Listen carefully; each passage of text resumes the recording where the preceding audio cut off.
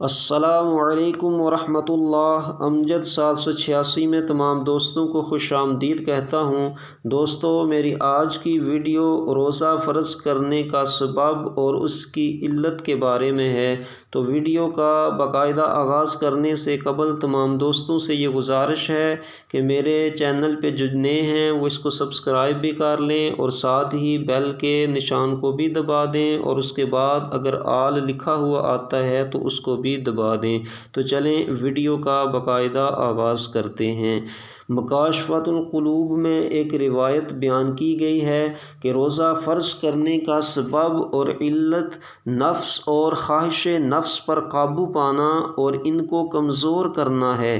وہ اس طرح کہ اللہ تعالیٰ نے عقل کو پیدا فرمایا اور اسے حکم دیا کہ وہ اس کی بارگاہ میں حاضر ہو کر اپنی بندگی کا اظہار کرے، تو وہ اطاعت گزار کی طرح حاضر خدمت ہو گئی۔ پھر اللہ تعالیٰ نے اسے واپس پلٹنے کا حکم دیا تو اس نے حکم کی تعمیل کی۔ تو اللہ تعالیٰ نے اس سے پوچھا کہ میں کون ہوں اور تیری حقیقت کیا ہے؟ تو اس نے بصد عجز و نیاز عرض کیا کہ انت ربی وانا عبدک، کہ تو میرا رب ہے اور میں تیرا عاجز بندہ ہوں۔ تو اللہ تعالیٰ نے اس کے عجز و نیاز کو دیکھ کر فرمایا، اے عقل، میں تجھے اپنی مخلوق سے بلند مرتبے پر فائز فرماتا ہوں اور تجھ سے بڑھ کر میرے نزدیک کوئی زیادہ معزز نہیں۔ پھر اللہ تعالیٰ نے نفس کو پیدا فرمایا اور اسے اپنی طرف بلایا، تو اس نے تکبر کی وجہ سے کوئی جواب نہ دیا۔ تو اللہ تعالیٰ نے پرجلال انداز میں فرمایا، من انا و من انت، کہ میں کون ہوں اور تو کون ہے؟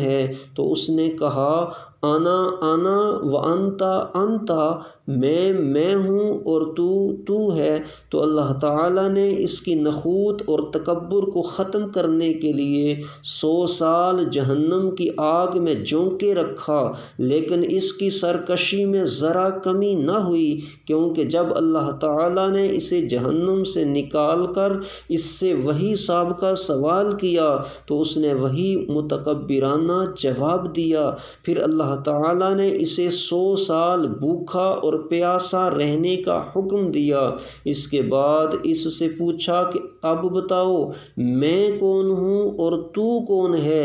تو اس نے حقیقت کا اعتراف کرتے ہوئے عرض کیا کہ اے مولا، تو میرا خالق اور میں تیرا بندہ ہوں۔ تو اللہ تعالیٰ نے اس کی سرکشی، نخوت اور تکبر کو ختم کرنے کے لیے اس پر روزے رکھنا فرض کر دیا۔